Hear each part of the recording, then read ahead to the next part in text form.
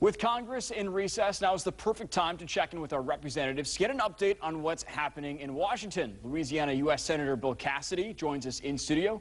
Senator, thanks for joining us today. Thanks for having me. Yeah, it's always great seeing you. So there have been some developments in Medicaid. Talk about that. Yeah, one thing, people say nothing's happening in Congress. That's good. Not entirely true.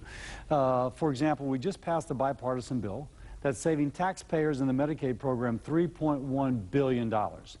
I'm a doc, worked in the charity hospital system, and so you begin to understand what's going on. We dug in, and we found out that some pharmaceutical companies were using a loophole to avoid paying taxpayers $3.1 billion.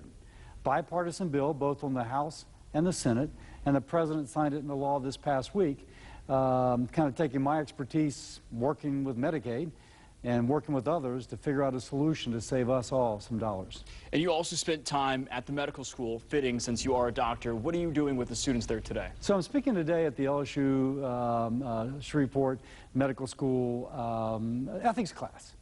And I taught medical students for 25 years. So it's fun for me to interact with these really bright young people who are our future.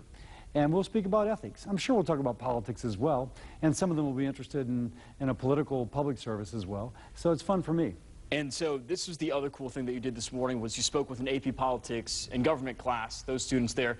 What did you do with those students? Because you were telling me earlier that you had a really interesting project for them to work on. So I do this with high school students and even elementary school students.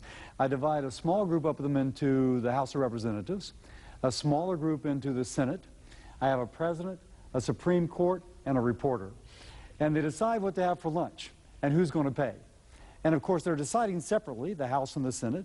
They come back together, they conference. The reporter's in their face taking pictures, asking, as normal, asking about impeachment, everything but should be the topic. And they almost always, and they did in this case, have the teacher pay. The president signs it into law, but the Supreme Court says it's unconstitutional because of the taking clause.